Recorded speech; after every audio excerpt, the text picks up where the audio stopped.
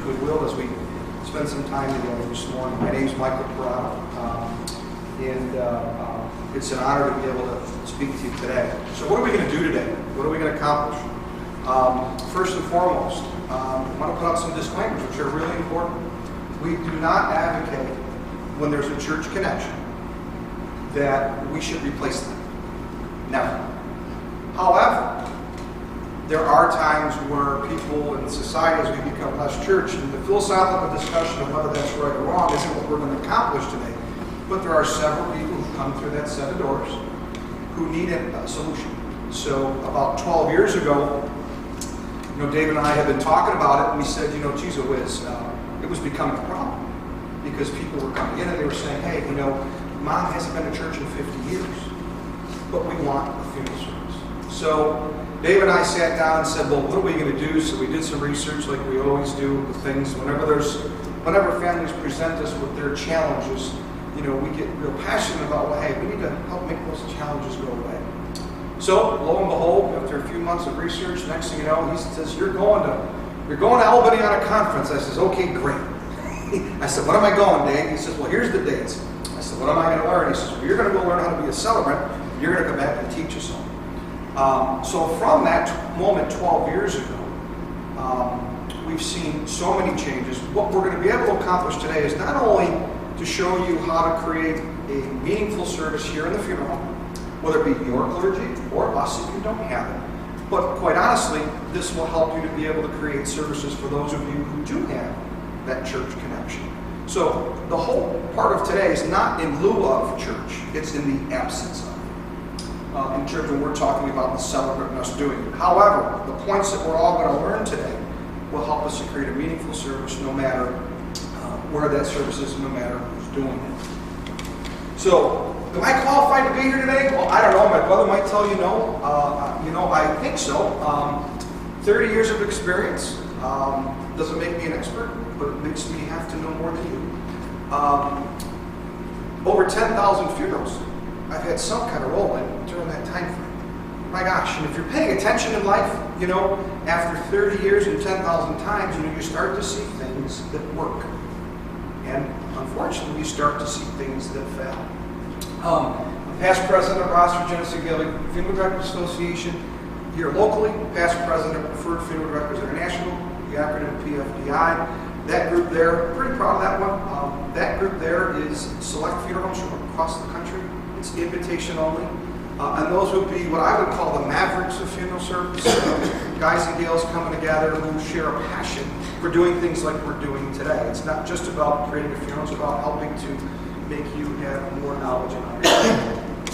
One of the things that, certainly married, live in Greece 22 years, and my major accomplishment in life is being a dad to 2 young boys. Well, young, going to be 20 and 21 in February.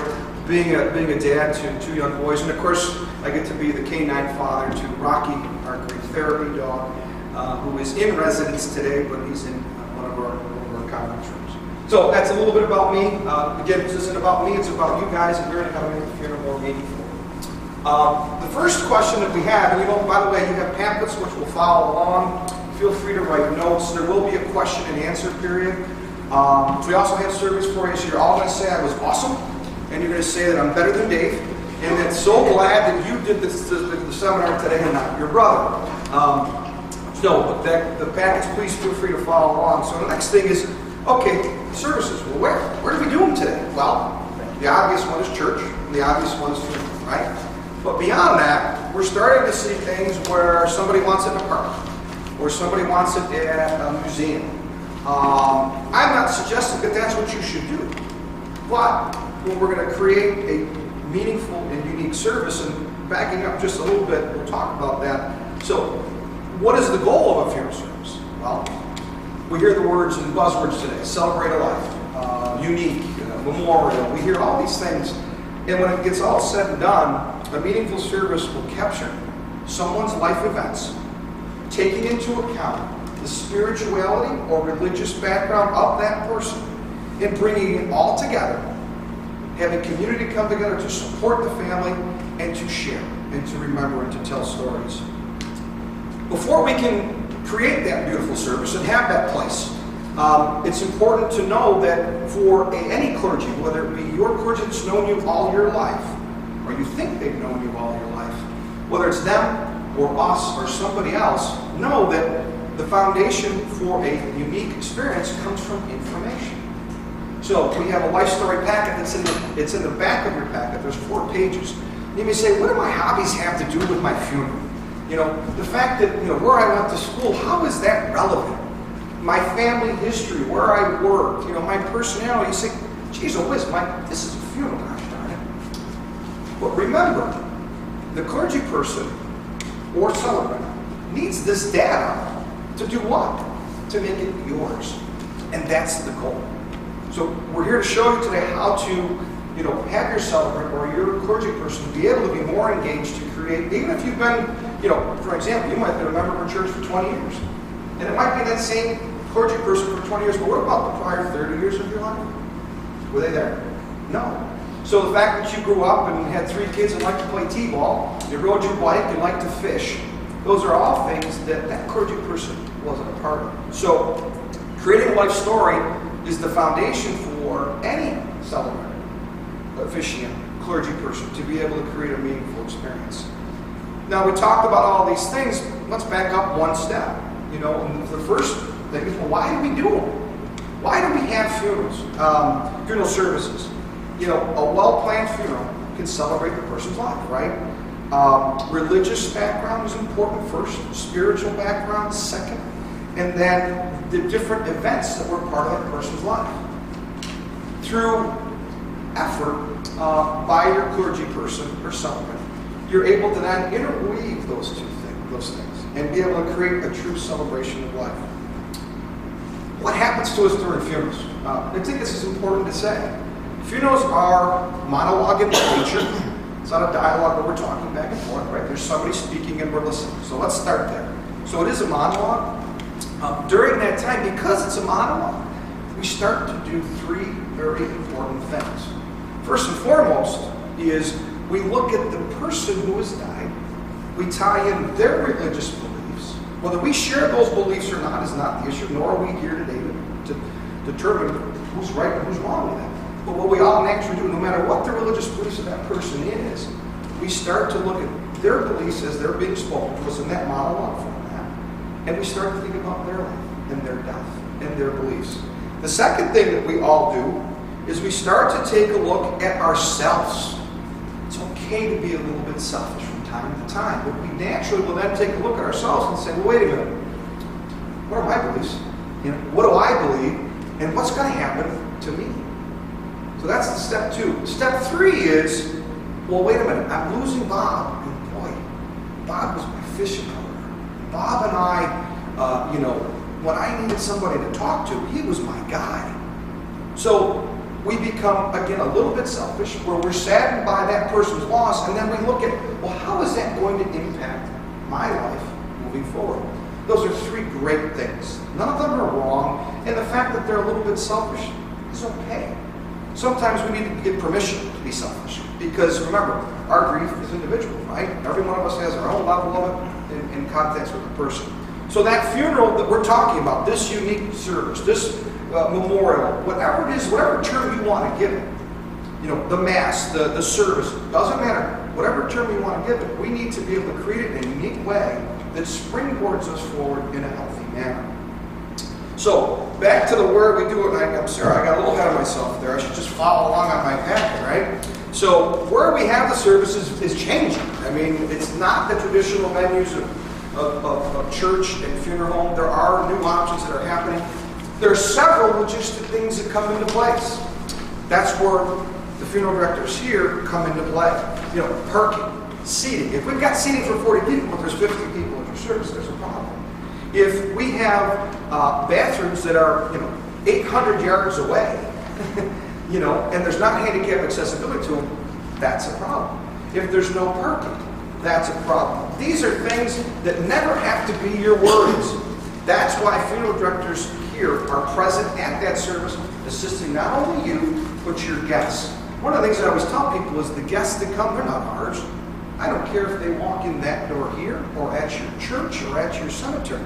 The guests that are there are yours. we essentially become what? Your ambassador. Because you can't be all places at all times. So we will receive your guests, do all these things, and also where the venues are helping to coordinate. When?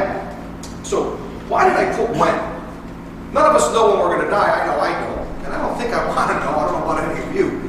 But I put in here when and why it's so important. There's two things in here that are absolutely key. Now, certainly, whether they're local or flying in, that's a timing issue. But I want to point out two things here. That's bullet point 2 and 3. These are some of the biggest things that we see people making a mistake of today. Now, before I get into those two things, I'll tell you about one word that should never be allowed in use when we're talking about a funeral, and that's easy. Someone said to me the other day, they said, Mike, we want this to be easy. You know what I said to them? Don't die. Because your funeral could be easy or it could be elaborate. But what I can promise you is your death is never easy. Has anybody experienced a death here for someone they loved that it was easy? Raise your hand. Anybody? No, right? None of us have, there is no such thing as easy. But we try to, we're well intended, we try to automatically say, well, we're going to go with easy mode. Okay. What if we heard what Mike Perotto said? Wait a minute, he said there's no such thing as easy. Wait a minute, he's done this 10,000 times. There must be a reason why he went out of his way to say that not once, twice, but 3 times. So, what do people do? When they're in the easier mode, they're going to say, hey, we're going to hurry up. We got to get this funeral done. Let's go. It's Monday. Mom died this morning. We're going to have calling hours tomorrow. The funeral's going to be Wednesday. We're going to bury on Wednesday afternoon. Wow. Mom was 85 years old. Mom had a whole lifetime of experiences. Can we capture all that? 11:20 today and be here tomorrow in 26 hours? Do you think we can capture everything and have a well-planned, meaningful tribute in 26 hours? I know I can work pretty hard to do that, and chances are we can assist you with that. The problem is on your end. How can you get all these things together? Second, the third bullet point, and this is the other one we see, is one of the things that's changed, and it's a cultural thing. I can remember when I first started, it seemed like if somebody were to pass away, everything would stop. It didn't matter who you were, if you were a key family member, everything stopped. And that became priority number 1. But we'll go back to that bullet point above, because I think this is where the trip's happening. We want to make it easier. Well, Bobby's got a T-ball game Saturday at 2 o'clock. We want to avoid that. We want to make sure that he can be there. Well, wait a minute, but Sally's she's got a conference in Pittsburgh. It's important for work. She's got to be at that. Now, before you know it, all these things add up. And I'm not saying they're not important, but all these things add up. Now, I got a family that's scheduling the funeral 2 months out. 2 months, 3 months, 4 months. Anybody here, I just want to kind of get an idea with the people here. Anybody here make lists? List makers right here. Anybody here make lists? You make lists? How does it make you feel when you have an item on your list that never gets done? Bothers you, right? Because list makers make lists to erase them. Don't you? I don't make lists because, oh my God, I'd be miserable. Because I wouldn't be able to get everything done. So list makers make lists because we want to keep ourselves what? Organized. Because they're important. And oh, by the way, we don't really feel really good until that list is empty, but gosh darn it, we're going to make another list as soon as it is. Well, imagine this. So on your list, you might have, got to get the oil changed in my car. And welcome, come on in, please join us. We just got started, so come on in. So on that list, we've got, let's see, change oil in the car. I've got to go to the dentist. You know what? I gotta call the lawn cutting guy, get him fertilized this week. He's supposed to come fertilize. And then there's another one, funeral. Funeral on a list. Is that more important than getting our oil changed? Yeah. More important than the fertilizing guy coming to do our lawn? I hope. But here's what you just did. You took one of the most important life events that's going to impact you in one of the most severe ways of your life, and you put it on a list, and we'll get to it in 6 months, 2 months, 3 months. Imagine you're the spouse of that person. Wow. You're dealing with all those things. Your life is turned upside down more than anybody's, right? So we got that to-do item, the funeral, it's on a list. We're going to get to it in 3 months. When we do this and we protract it out, there is nothing but negative impacts. So, what do? Well, balance. This is one of the tougher parts of our job is when somebody says, and this is what happens, invariably, I will have somebody, it will be, let's say it's, the husband has died, and the wife will say, well, wait a minute, I don't want inconvenience my grandkids, right? You guys all love your grandchildren, right? And there's this going on and that going on, and I want to make it what? Easy. We're going to make it easy on everybody. We'll go back to what Mike said, don't die if you want it easy, right? But we're going to make it easy. Now, after that decision's been made, that person goes home. And their to-do list, which was always 10 items, is now only 1. Because that one item is so big and so important that they can't function. They can't even add the other 9 spots. Because it's not just getting the oil changed in the car. It's not just. So, balance is key. Again, that's where we're here and able to help you with it. And we'll help you get through that. Not always is the message heard, but again, our job sometimes is to tell you what maybe you don't even think you want to hear, or sometimes not want to hear, but do so in a way to illuminate so that you can know what we know based on our experience. So, participants. There are several different people that will participate in a funeral. Now, this is not limited to this, obviously, because funerals are a unique experience. This list is going to change. It's not going to stay stagnant, but just to get us to think. So clergy/celebrant, family and friends, veterans, fraternal organizations, clubs, sport teams, volunteer groups, professional work associations. This is just to get us to start to think, well, who's going to be a part of the funeral? This is a good lead-in, to that. What's the number one thing that we've got to do to make sure this funeral is great? Is figure out who the participants are going to be, the officiants. We'll start with clergy. I tell everybody this. I don't care what member of where you go to church. That's the person who should be leading your service. It doesn't matter to me whether that service is in church or here. For anybody who has a church connection, that needs to be honored because that's how you led your life. Remember, funeral's a unique experience. It's meaningful. Well, you went to church for 30 years, 40 years, 50 years. That's unique, right? That's meaningful because that was how you lived your life. So clergy, it's familiar. The religious beliefs are then become paramount. They become the framework of the service. Our job, what do we do? How do we insert into that? Our job is to help you and they come together, to create the most meaningful tribute that you can within the framework of the religion that we're talking about. So there's clergy. Second step. All right. This is part of the thing that we talked about today. And again, notice it comes second. It didn't come first. Your clergy came first. If you are in that growing segment of society that doesn't have, a church, what do? You want to have a funeral, right? But what do we do? Where do we go? Who's going to lead it? Again, back to what we said all along. Everybody's pictures that are up here, we've all been trained. Megan, Bill, my brother Dave, Joe Bianchi in the back, Joe Capuano here, myself, we're all trained celebrants. So we're all in a position to be able to step in the absence of a family not having a connection to clergy. Our job is to listen. Our job is to create a unique experience.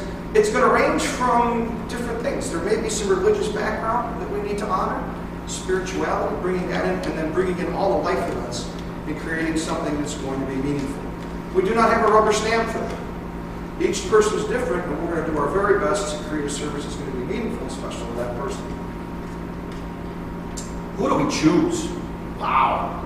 Tough thing, right? A couple things. And why I put this in here, who do we choose, and there's nothing underneath it. I want to share with you a couple thoughts. I think certainly, and I said it again, and I'll say it once more. Clergy connections, perfect. That's our number one. In the absence of clergy connections, I'm going to tell you that number 2 is us. Now I'm going to tell you about number 3. And number 3 is where there's some danger. I'm going to give an example. I'm going to pick on Joe because he's closest to me. So, Joe were to pass away, and he didn't have a connection to a church. But his sister has a connection at her church, which she goes to almost daily. She's actively involved. That clergy knows Joe's sister. That clergy's been to Joe's sister's house. They go out to dinner together. But Joe's sister says, I know who we can call.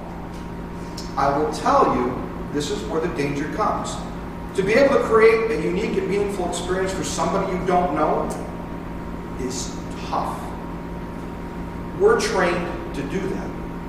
Clergy, doesn't matter where they are not trained to do that. Because their mission and their job is to do services for whom? Their flock, right? Their members, their parishioners, their congregants. So their training is very, very, very, very different than ours.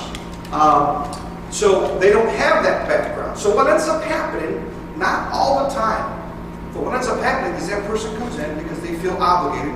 Joe's sister says, the clergy that she called, well, the sister's always here. My gosh, I got to do the service. And he comes and does, he or she comes and does the service. But that person didn't know Joe, and that person also doesn't have the training to be able to have a service come off in a way as if that person took every step of Joe's life with him.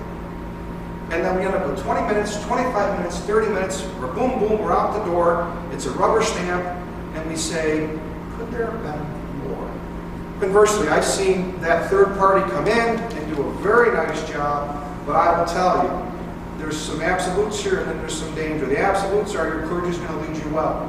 The absolutes are we're going to lead you well. When we bring in, I always say, I got a guy, right? When you bring in that person to come in, that because somebody else has a connection, I will tell you that's where we start to gamble.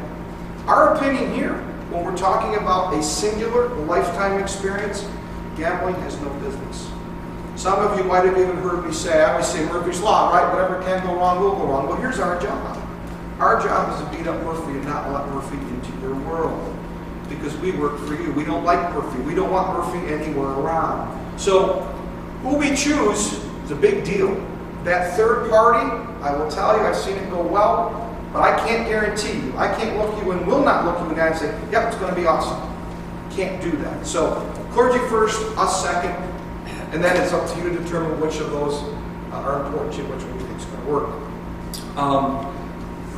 Talked about that a little bit, so now moving on to the next part of the participants. All right, family and friends. What can they do at a funeral? I use the word core. Each one of us here has a core group in our lives that includes family and closest friends. That core group for each one of us is a different number. There's not a scientific definition for core, a number of people. Each one of us is a little bit different. But our core people are the people that mean the most to us. And those are the people that typically we see getting involved with a funeral. Well, how do you get them involved? Remember, this is your funeral, not mine. This is a funeral potentially for your loved one, not mine. So how do we get them involved? Well, we do so by having them act as pallbearers, doing a reading, offering a eulogy, remembering, music. Those are just some examples. Recently, not too long ago, I had a great family group. We were at church, and the grandkids all wanted to do something. And, the grandkids range from 6 to 16, but they loved their grandmother. And the family said, well, how do we get those kids involved? Well, we had programs for church. Guess who we were handing out the programs? And I got news for her. That 6-year-old that was cute as a button, all the people there would rather have gotten a program from her than me and Dave anyway. So it was a neat way to get them involved. But something as simple as that is a great way to get family involved. I'll share with you a quick personal story. I was 10 years old when my mother's father died. And I was able to be an honorary pallbearer. Honorary pallbearers typically walk out in front. And, well, why was I honorary not active? Well, I was 10. I couldn't lift my shadow, nonetheless helped to lift Grandpa's casket up the stairs at Holy Ghost Church. Anyways, I can tell you 2 important things about that. Well, 3. First thing is the sun was shining. This was 40 years ago. I can tell you the sun was shining. Number 2 is I can tell you I wore a green leisure suit with gold stitching. Remember those ugly things? Big wing, collars, and if the wind came, you're at 10 years old, you could blow away because the wind would pick you up. I can tell you those 2 very important things. The sun was shining. I can tell you what I was wearing. Why? Does I have a great memory? No. Because the third thing happened. I was made to feel special. I was involved. That's what made me remember the sun was shining. That's what made me remember that ugly outfit that my mother thought looked pretty neat and put me in. And there are pictures of me in that, and there's no way any of you are seeing that. Today we're going to keep that absolutely private. So, family involvement and friends can be this and a whole lot more. I shared with you my personal experience because it happened. I think sometimes people forget that you see us as funeral directors, and sometimes I think people forget that our families die too. I'm going to die too, and we have the same experiences to go through that you guys do. So next, veterans. What do we do for a veteran? When I first started back in 1987, veterans were a part of our service, but I think certain events that have happened not only in our country but across the world, I think we've become more patriotic, and I think that's a good thing. In so doing now, the Honor Guard opportunities are at a level now that they weren't when I started back in '87. So what are those? The first one we'll start is it's up top, not because it's the most chosen, but because it's the most intimate. So if somebody's a member of a certain legion or post, their members may come and present themselves. Typically what we see is they're not doing a organized service, but they may come and be a part of the organized group, or they may come during calling hours as a group to pay their respects, or during the service or graveside.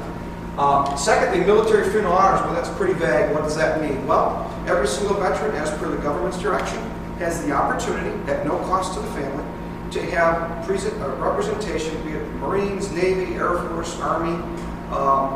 Those entities will come and be a part of the flag folding, taps, presentation of the flag.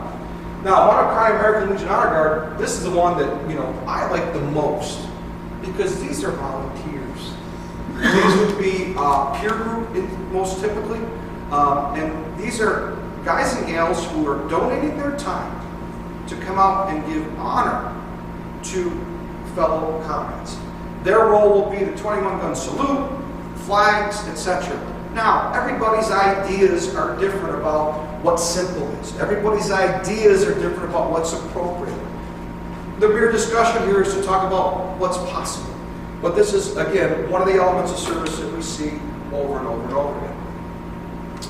Additional participants. Again, remember, we're talking about people that can be involved in a funeral service. It's not limited to this, but this is just things to open your eyes. Fraternal organizations.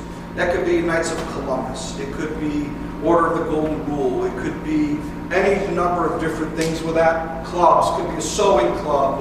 It could be a book club. It could be a music club. Now, what do we do with those folks? What do you mean? Well, you wrote it down. Well, what do we do with them? Well, when there's groups like that, what we think is great, and it doesn't matter what we think, but our suggestion is, if they come as a group, let's honor them as a group. Because let's point them out for not, even if it's 30 seconds during calling hours, we say, we'd like to welcome forward, the Vintage Lane Book Club, and that was a big part of a group that Rosie was a part of. So that may be as simple as it is. But that group made the time to come as a group, be there at the same time, and that was an important part of Rosie's life. Sports teams. Someone may be playing on a team, someone may be coaching a team. One of the neat things, and it just happened the other day, we had a granddaughter who was on a soccer team. Well, guess what? All of her teammates came. They were all dressed in uniform. Now, some are going to say it should be more formal, they shouldn't have come in their uniform. I will say, okay, and everybody's opinion is different, and I respect all of that. However, that group was special to that granddaughter because of what? The soccer connection. So again, nice to have groups that come and support us. Volunteer groups could be Rotary, could be Kiwanis, could be a group at church that you work with, professional work associations, groups coming together, paying honor. I can think back to when my dad's dad died. My grandpa's calling hours were here. Dad at the time was president of the New York State Funeral Directors Association. Right, he was president or about to be. There were funeral directors that came from all over the state. Now the funny thing is, poor Billy, he had David and I looked at him and said, "You're running the funeral, you're in charge." Poor Bill panicked. "What am I in charge of?" He says, "You'll figure it out. We're gonna be the grandsons. My dad's gonna be the son. You'll figure it out." And Billy can attest to this. We had people from all over the state come. and say to Bill, what can I do to help? These are funeral directors. A funeral director is where I'll take charge, type A people. We have funeral directors from all over the state. They were assisting people to cope.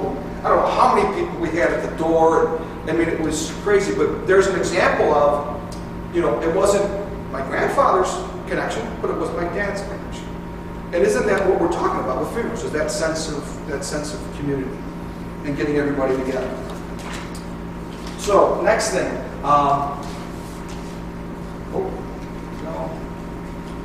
So elements of service. When you're going to create a meaningful service, whether it's in church here, we're the celebrant, your clergy's present, doesn't matter. There are certain bullet points that are very important. Now, one of the things, the video tribute, is not something you're going to see in church typically, although we have done it more often than not, no. Remembering where there's an open mic where people come together in church, maybe not. Some churches, yes, but most are no. But there's all these other points that come together. And music, readings, eulogy, video tribute, remembering, symbols and takeaways. All of these things in combination help to build a meaningful experience. And they help to make it unique.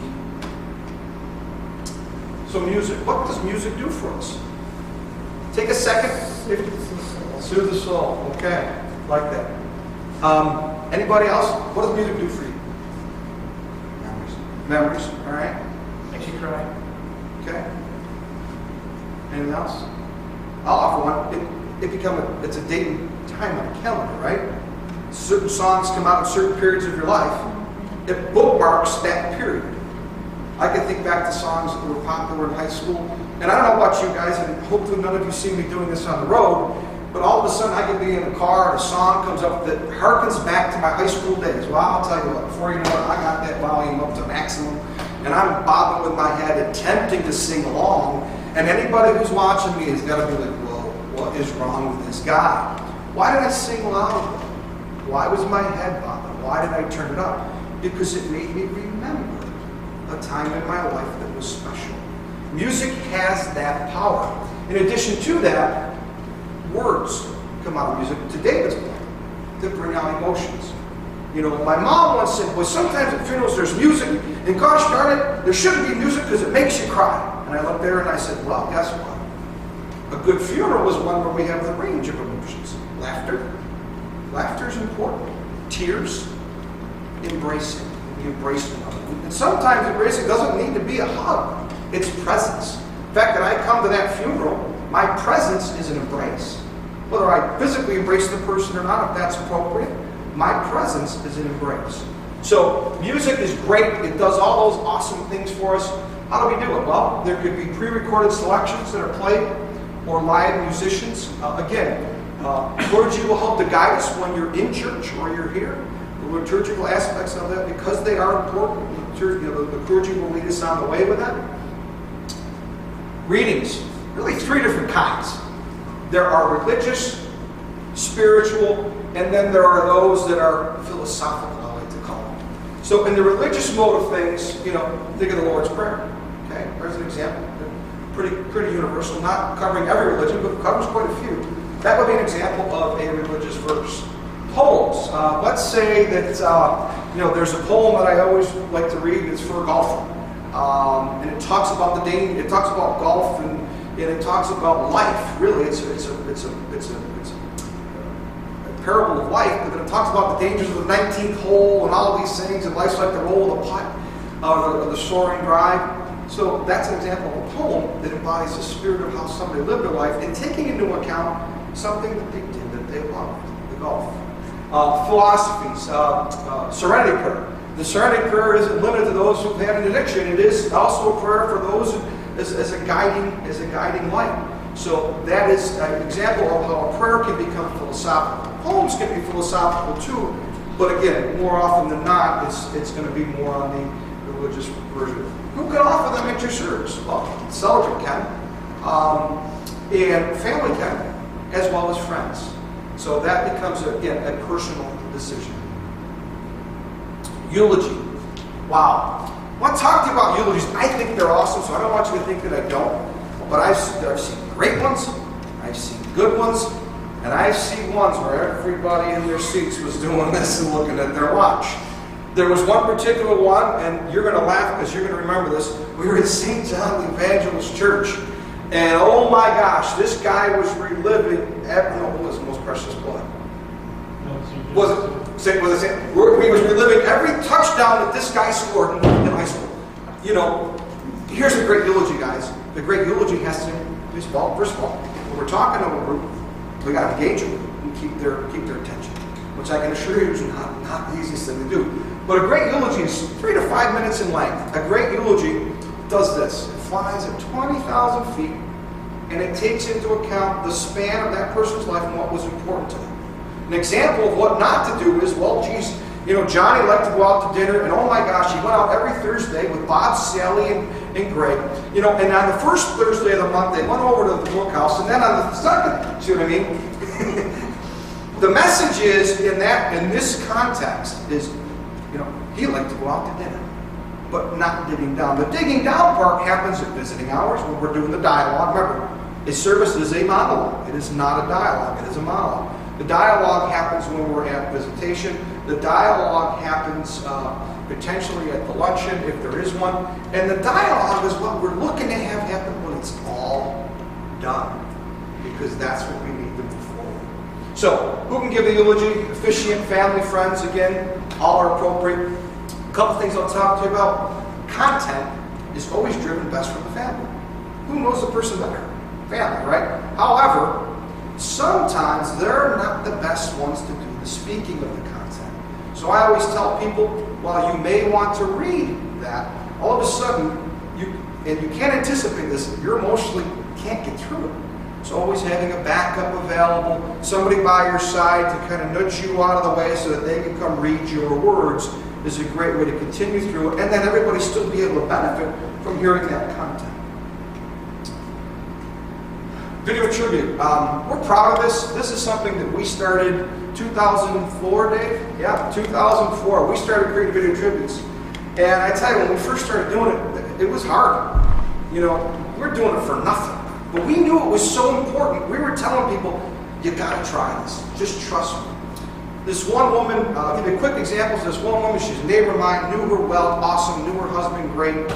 And anyhow, he had passed away, and it was new, and I told her about it. She was pretty traditional, very traditional. And I said to her, look, she told me 1,000 reasons why it was wrong. Okay, she gave me 1,000 reasons. Yeah, I saw it with her eyebrows, but today, 13 years later, we're a little more accepting of that now than we were 13 years ago. I told her, I said, look, here's the great news. Let us do it for you. If you don't like it, you can throw it out. Funeral was done. About a week later, I'm in Bill Gray's with my sons. We're waiting to get an ice cream coming.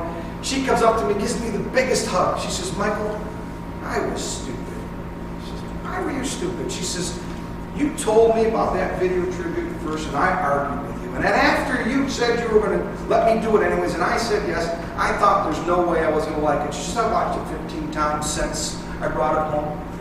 So again, video tribute is a great way of encapsulating through pictures someone's life. The neat thing about technology now is right now from my phone, I can go onto our website, and anybody who has given us permission to create a video tribute for the loved one, I can watch it right now from my phone. Now, I could be having a horrible day, thinking about grandma, but I can go on my phone in private somewhere and watch their video tribute. I can be anywhere in the world and do that. So it's a pretty valuable service. I went backwards. How did I do that? Oh, sorry. You know, I talk with my hands. Half Italian, half German, but the Italian part comes out when I'm talking. Sorry. So, video tributes also are a great way, and we utilize them not only online, not only do you get to take a copy home, but the service, and that's what we're here to really talk about. When there's a service here, we'd like to promote that video tribute being played once more. The video tribute opens up the door to what comes next, and that's the remembering period. So remembering, what is that? Again, open mic is always going to work here. Open mic doesn't always necessarily work in church for liturgical reasons. And again, I'm not saying that's wrong, but those are some things that we need to think about. Remembering is not formal. It's not something prepared like a eulogy. Remembering is, I might say either in my chair or come up to the podium, hey, you know what? I remember when Sally and I were fishing, and I was at the end of the dock, and I slipped and fell in the water, and then, well, you know why I fell? Because she pushed me. And then you sit down. That's the remembering portion. So the neat thing about that is you can get a lot of life experiences, right? Some might make us cry, some might make us laugh, but it's another way of getting family and friends to participate. Symbols. Symbols are everywhere. They're all around us. I'll share with you, and symbols can bring out specifics of how a person's life. Let's look here. So you've got candles, doves. Those can be examples of spiritual things. Well, wait a minute.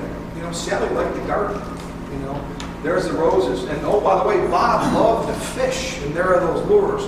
Symbols bring out the emotions of things that we've done in our lives. Symbols bring out all of those things that are unique to each one of us. So, what are some examples of symbols? So, listen here, and it's not limited to this. Oh my gosh. Here's what we tell everybody when they want to bring stuff in. I've got 2 rules, one of which the town makes me. I can't bring anything in this building that has gas or oil in it because of the fire codes.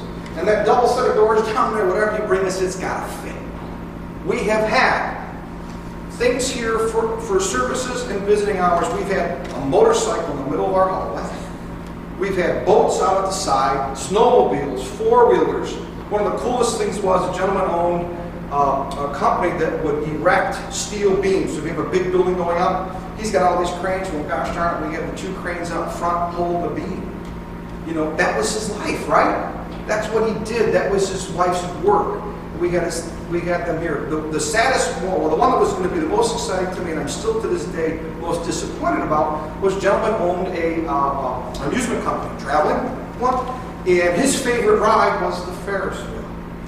I'll tell you where we're going with this. So the family said, Mike, and we talked about all these ways of making things unique. Well, is it okay? And they kind of whispered, well, I don't know how to ask you, but can we, geez, Louise, can set up Dad's Ferris wheel? I said, did you say Ferris wheel? And they said, yeah. I go, oh my gosh, yes. Well, we'll put it in the back corner of your lot. I said, no, we won't. We're going to put it right out front. The only reason why it never happened, a snowstorm came, the Ferris wheel's down in North Carolina, and they just couldn't get it here. But there's an example of some extreme ways of having symbols be a part of things. Food, flowers, a folded flag, a balloon release, personal items, photo boards, sympathy cards. Now, I'm going to ask you questions. Anybody think anything's inappropriate? Anybody have any things they think might be inappropriate?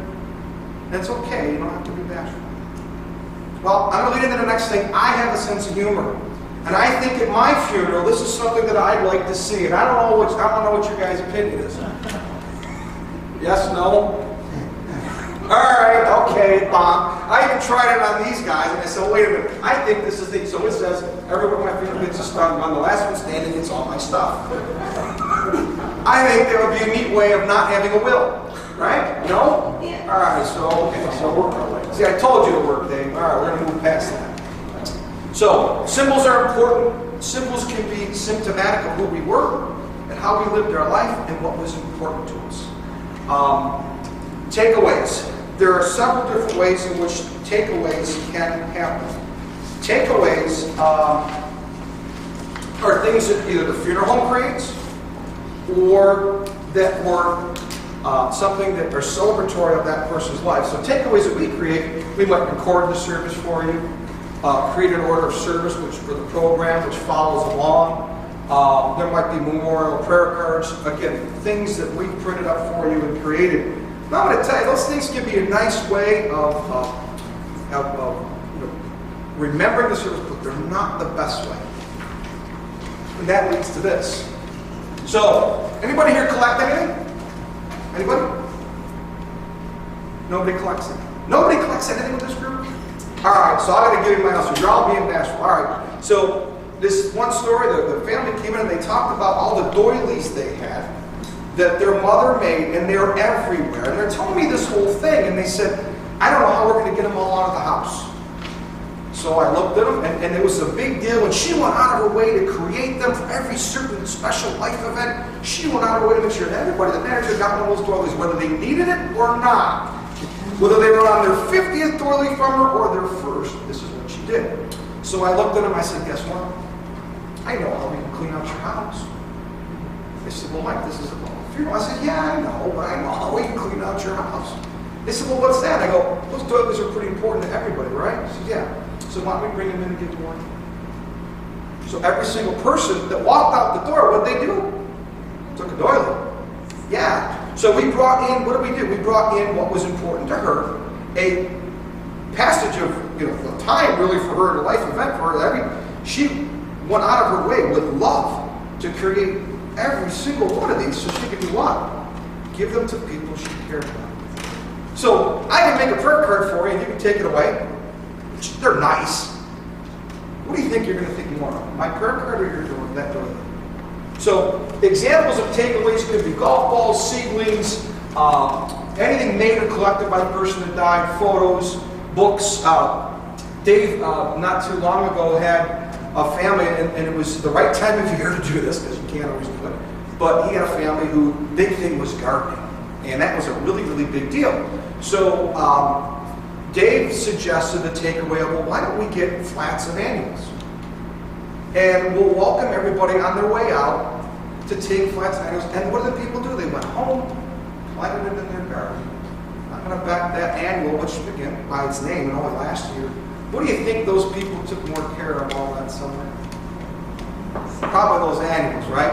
What did it cost? 99 cents per little thing.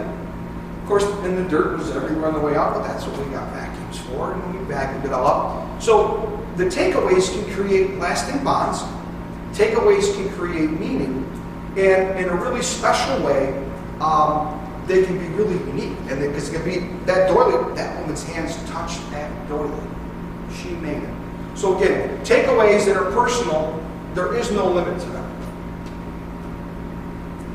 So we're rounding the bend here. We're not quite done yet because we've got to kind of sum things up. We're going to open things to some question and answers. We've got food for you guys, which we're going to share. And you'll see on the bottom of every one of these sections. So takeaways, it says, will there be takeaways at your funeral service? If so, what will they be? What I'd like to try with everybody, and I'm going to do it myself too, I'd like for people, once we're in lunchtime, to kind of go through your pamphlet, take a look at some things, because I would like us to share. Because I think one of the most important things that we can do today is learn from each other. 30 years ago when I started to be a funeral director, I could not talk to you like I could today. And the reason is because you taught me. Families like yours taught me through those years about how to make things special, meaningful, unique. So my hope is that we can do a little bit of sharing with that. But the summation, kind of put everything in encapsulated. I'll make a comment and I'll ask you a question. No two people are identical. Does everybody here agree with that? Okay.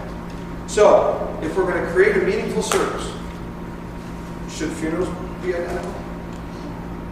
No. Okay. We've covered so much.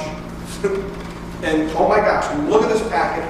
I'm sure some of you said, my list makers are miserable right now because you've looked at this and said, oh my gosh, I've got to do this and that. So, to my list makers and my to-do list people, don't fret. While this may seem like it is difficult, it is not when you let us do. When we guide you. It starts with the life story. Someone says, well, I don't know what my funeral is going to be. And I always tell them, that's okay. But write your life story down. Now, the life story, there is one hiccup that happens. We, generally speaking, do not give ourselves credit or see ourselves through the lenses that our loved ones do. So the life story, if you look on that back page, I'm going to tell you, my gosh, the first page, well, good gosh, I'm sure you can fill it out for yourself. Page 2, that'll be pretty simple too, all facts. Page 3, now here's where it gets tricky. And this is the one that nobody ever does right. Describe the person's personality. Every one of you will do a great job at filling all these other things in. And then what you'll say is personality. This is what I get a lot. Most often, this will all come with all detail, and number 8 comes in blank. So how people see us, we don't do a good job. That's always something we say, well, let's find out let's find out what your core thinks. So creating a beautiful service, while this may seem like a lot, it is not. It starts with the life story, and then letting us step in and guide you and help you to create a beautiful funeral. What could your expectations be? I will tell you, 12 years later, I wish to God that the very first service that I was presiding over was as special as the one that I did a couple days ago. I will tell you that in both cases, my heart was there for both. I will tell you that I worked my tail off for both of them. But in life, right, as we go forward, we tend to get a little better at things. I can tell you this, whether it was my first one that I did or the latest one that I had done. And I'm talking about me personally, I'm not talking about clergy or an assistant.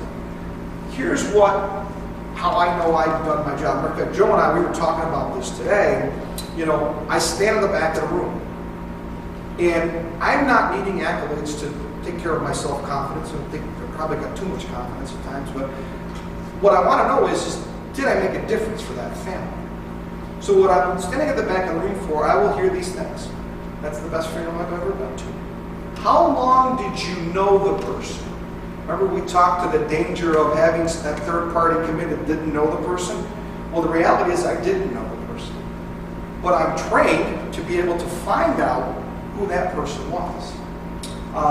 Or, boy, oh boy, that's the way a funeral should be. That's what I want my funeral to be like. Those are things that I'm looking for every time when I'm asked to be the leader.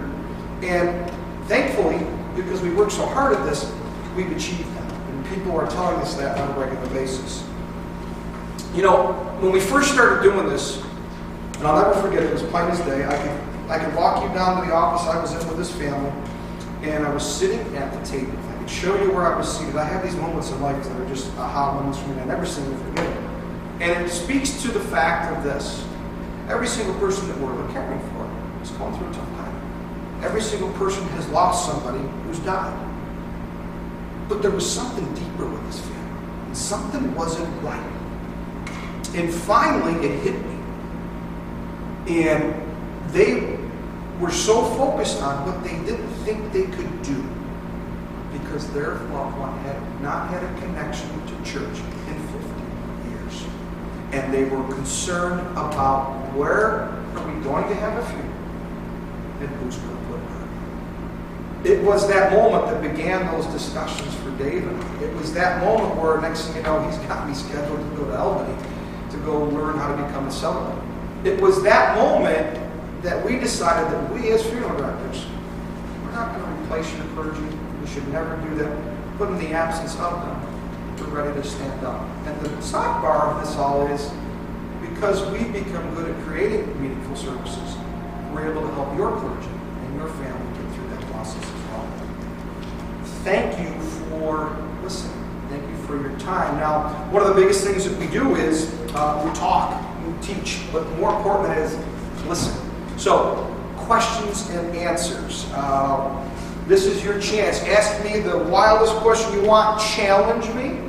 It's okay. I will not take it personally. Questions and answers, thoughts, anything at all? Yes? How do you handle or differentiate a winter death and then you get spring interment? So basically, you go through it twice. Okay, yeah. Great question. Her question was, and let me get some background. So there's some cemeteries that are not open in the winter? Okay. So there's some cemeteries that are not open in the winter. And her question was, well, how do you, more or less, correct me if I'm wrong, the funeral's in February, but the burial might not be till May. How do you get through that? Professionally, that is one of the hardest scenarios that we see day in and day out. Unfortunately, I can't trip them. I can't make that problem go away. Examples are cemeteries, if you think of Holy Sepulchre or Whitehaven, these are cemeteries with paved roads, snow plowing, but in the outlying areas, some of our cemeteries are grass, dirt, stones. You can't plow that. think of when the snowstorm comes, how do we get into the cemetery and get out? I will tell you that's one of the hardest things to do is to wait. Because remember, people who make lists, this is a big one. This isn't the oil change. This is the burial, right? So the calling hours were done on Tuesday, funeral was Wednesday, and this is February. Oh wait, burial's going to be over here in May. What we do our very best to push the cemetery people. Weather is the deciding factor. So I can't make them do anything, but gosh, always, boy, I would say the squeaky wheel gets the grease, right? And if the weather's been good for 3 weeks and it's dry, I might call the cemetery and say, hey, oh, by the way, this family I know is anxious and would like to have their burial. Any chance we can come tomorrow?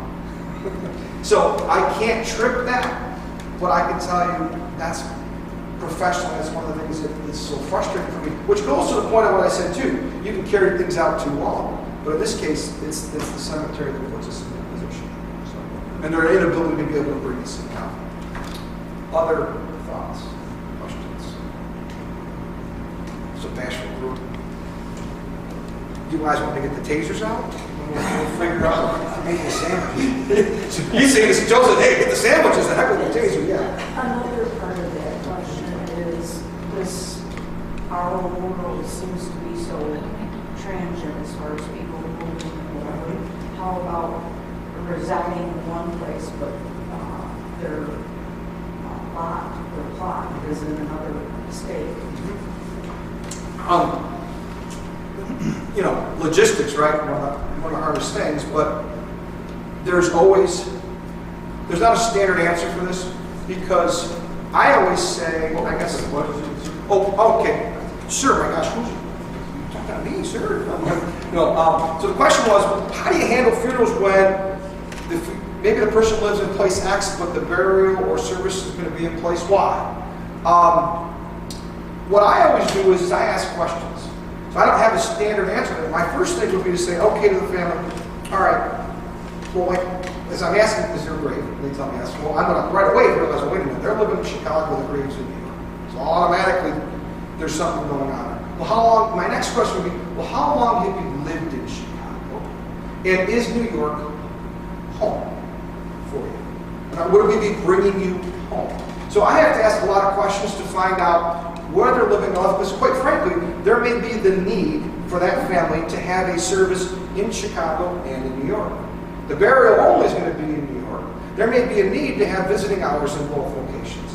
It all depends. It all depends on where they have lived, what their role has been there. That transient thing is just that. It's transient. So we have to ask lots of questions to find out their history and the life story that we talked about. I said in the very beginning, the life story. What's the first step?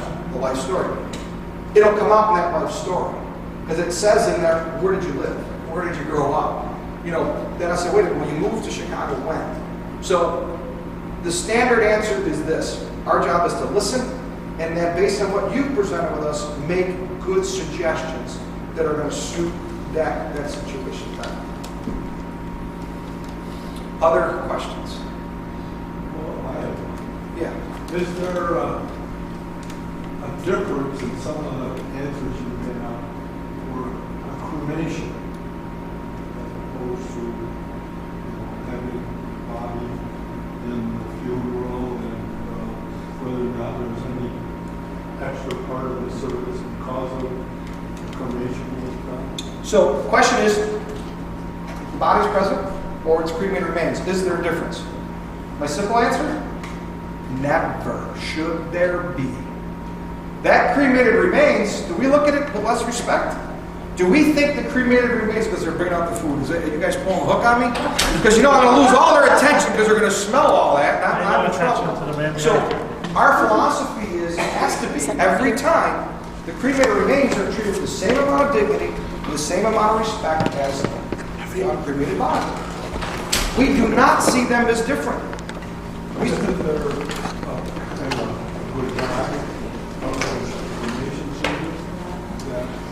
Great question, and you led perfectly into one of the things that I was going to share. Remember, we talked about symbols, right? We talked about symbols and how they can impact us. What do you think the number one symbol is? There's only one symbol that is most important. What do you think it might be? Human body. So Let's talk about life events for a second. I'm going to pick on Joe. I don't want to pick on you. Joe, your last birthday party, were you there? Were you there? Yes. When you graduated, were you there? Did you have your cap and gown? Yes. Okay. When you got married, were you on the altar? Yes. That was the first time, not the second time. No. The second time, his wife's a peach. Yes. God bless that. So, those are examples of what? Joe's life events. He was what? Present. My son taught me this, and I want to thank you for giving me this question because you made me look like I'm just brilliant. So we were at, it was a tragic event that had happened. It was on a lacrosse field. Young man was local. You probably saw it. Young man was hit with a ball. He died. The last set of eyes he looked into was my son's. My sons had played against this young man and with him. It's one of the dynamics of the lacrosse world. Anyhow, we went to the service. We had not handled the funeral. They had contacted somebody else. And there had to be 500-600 people. One of the things that my oldest son, he was, 12, and I could tell he's getting restless in the road. Here comes my dad's a funeral director. No better question. I could just tell him, like, I'm just, please no. Please don't say anything. Just shush. He couldn't. He tugged on me and he said, Dad, he goes, was Tyler cremated? And I said, I don't know. I could have been. He said, okay, and I'm just giving him one-word answers to just be quiet because I don't want everybody to hear this discussion. I don't want to take away or give my professional opinion and make it seem like I was upstaging the event that was there or the funeral that was there. So I just wanted him to just be quiet. And he wasn't. So he asked me the second question, or he made a statement, well, I'm okay with cremation. Well, why isn't he here? We were in a big church. Everybody got a program. But there were no visual signs of him anywhere to be found. He was absent. So anyways, I said, well, buddy, there might be a bunch of reasons for that. Maybe he was, but I'm just trying to get him something to stop. Well, he kept on me. I said, bud, I love you. We're going to talk about this when we get in the car. So we got in the car, and this is where my learning moment. He became my teacher. And he said to me, the reason why I picked on Joe's life events, right? He said, well, if Tyler had a birthday party, would we have been invited and he not be there? And I said, well, of course. I said, well, why is this event different? Out of the mouth of babes. And he became my teacher that moment. And symbols are around us and are everywhere. The most important symbol is the person who we've come to celebrate their life for. We can go off in a whole bunch of different directions in that, viewing the value of who it's valuable to, and I'll certainly do that, in individual discussions, but trying to keep our focus today on, those things. I will tell you, I'm a huge supporter of spending time with our loved ones and having our core have their opportunity. And some of you have heard me say this in discussions that we've had. Everybody says, well, we view to say goodbye. Absolutely, you do not. You view to say hello. You view to stop the crazy train that you're on, slow it down for just one more moment to say hello before you're forced to say goodbye. So, thank you. Did I answer your question? So, cremation, whether you're cremated or not, our family here, our firm, our guys and gals here, everybody's going to give you the most respect we know possible. In each case, I don't care for somebody with less attention because they chose cremation. We just don't know how to do that. We're dumb like chickens. We can only do it, I say one way, it's really what we see as the right way. Other thoughts, questions?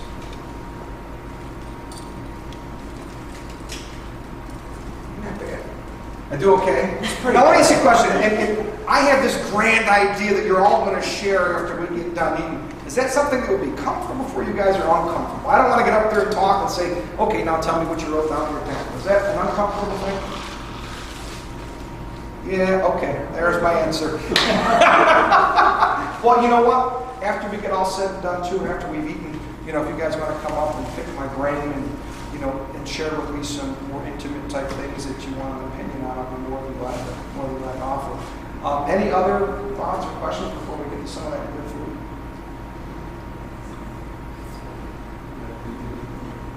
Yes. Did I do better than my brother would have? I can't imagine.